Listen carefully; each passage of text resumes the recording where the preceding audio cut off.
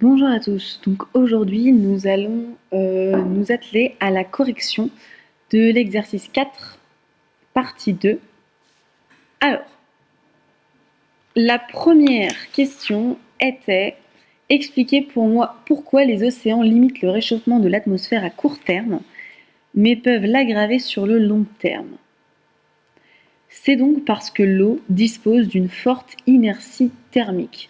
Ça veut dire qu'elle se réchauffe moins vite que l'air.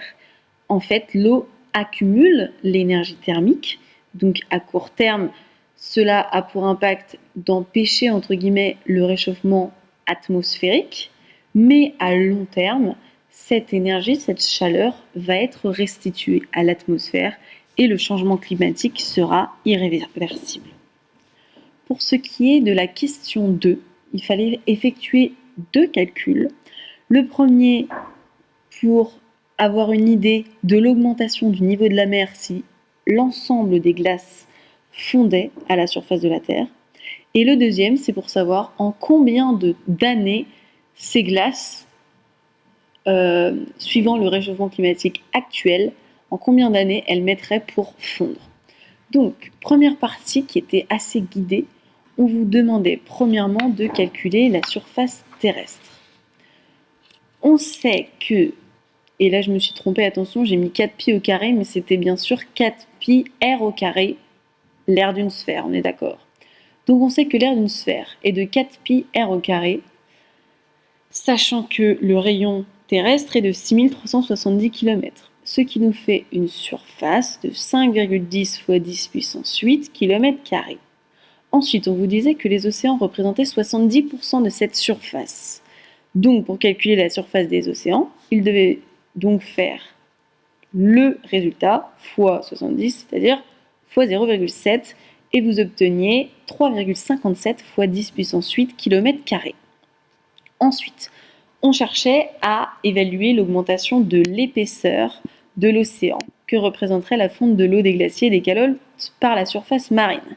Donc il fallait faire 30 fois 10 puissance 6, donc ça c'était l'information que vous aviez, à savoir le volume total des glaces en Antarctique, qui était de 30 millions de kilomètres cubes, et il fallait le diviser par la surface que vous veniez juste d'avoir, à savoir 3,57 fois 10 puissance 8 km². Attention, si on divise des kilomètres cubes par des kilomètres carrés, on peut annuler les kilomètres et on obtient le résultat en kilomètres, tout court. Donc là, on avait une augmentation du niveau d'eau qui était de 8,41 fois 10 puissance moins 2 km. On est d'accord, pour plus de visibilité, on le convertit en mètres et on a donc une augmentation de 84,1 mètres du niveau de la mer. Si vous êtes arrivé jusqu'ici, c'est déjà très bien. Ensuite, on passe à la partie 2.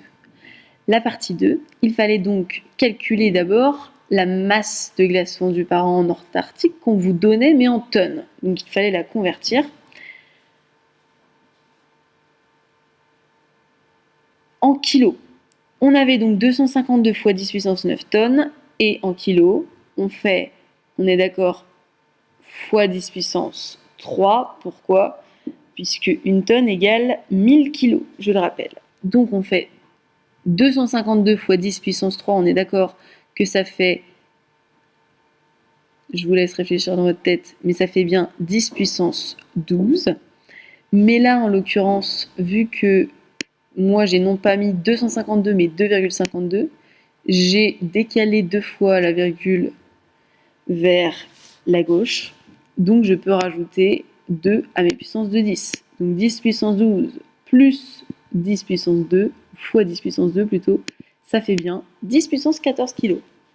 Si vous m'aviez mis 252 fois 10 puissance 12, c'était très bien. Alors, grâce à la masse et à la relation ρ, donc c'est la masse volumique qui était, attention, en kilos par mètre cube. La masse qui est en kilos et le volume, on va donc avoir le résultat en mètre cube, on est d'accord, puisque la masse volumique, attention, est en kilos par mètre cube.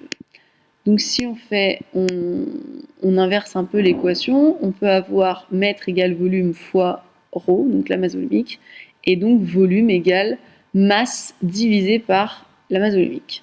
On a donc le volume de glace fondue par an est égal à 2,52 fois 10 puissance 14, c'est ce qu'on a trouvé jusqu'ici, là, la masse, divisé par 917, donc la masse volumique. On obtient donc 2,75 fois 10 puissance 11 mètres cubes, attention, mais nous, on veut le transformer en kilomètres cubes. Et là, attention, comme je vous l'ai dit, la masse volumique est en mètres, il faut donc ensuite convertir les mètres en kilomètres. Et comme c'est en mètres cubes, il faut à chaque fois compter x3 lorsque l'on déplace la virgule. On est d'accord? 1 km égale 1000 mètres, soit 10 puissance 3. Mais si on a des kilomètres carrés et qu'on veut passer au mètre carré, on doit faire 10 puissance 6. 10 puissance 3 en gros, fois 2. Puisqu'il y a 2 colonnes à chaque fois qu'il faut compter, si vous vous souvenez du tableau de conversion. Et là, vu que c'est des mètres cubes, il faut faire 10 puissance 3 fois du coup 3, ce qui nous donne 10 puissance 9. Et donc notre résultat, on est d'accord, vu que là on ne voulait pas passer des kilomètres en mètres, mais à l'inverse, des mètres en kilomètres, donc on voulait réduire, on est d'accord, et non pas augmenter. On passe non pas à 10 puissance 9, mais 10 puissance moins 9. Et ça, fois 10 puissance moins 9, ça nous fait 275 km3. Pourquoi c'est important ici de convertir les kilomètres cubes? Tout simplement parce que ici on a des kilomètres cubes. Alors on aurait pu faire l'inverse. Si vous avez par exemple converti les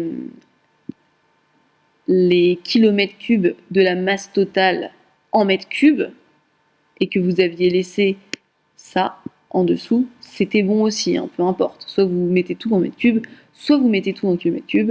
Et bref, le résultat est donc de 109 000 ans. Pourquoi j'ai mis ans? C'est parce qu'on est d'accord, là c'est 30 millions de kilomètres cubes, tout court. Mais là, mon 275, c'était 275 kilomètres cubes par an. C'est ce qu'on vous a dit. Donc mon résultat est bien en années, et pas en millions d'années ou je ne sais quoi. Petite phrase de conclusion, si le niveau de l'océan augmente de 84 mètres, sachant que tout aurait fondu donc, et que la majorité de la population vit à moins de 100 mètres du niveau de la mer, l'augmentation du niveau de la mer donc pourrait entraîner une catastrophe humanitaire.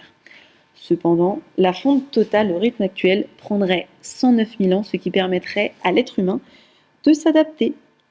Donc voilà pour la correction de l'activité 4. Faites bien attention aux conversions. Je vous dépose tout de suite un exercice de type bac avec la correction pour que vous puissiez vous entraîner pour le contrôle de la semaine prochaine. Et en attendant, on va regarder ensemble la fiche bilan pour vérifier que tout soit bien clair.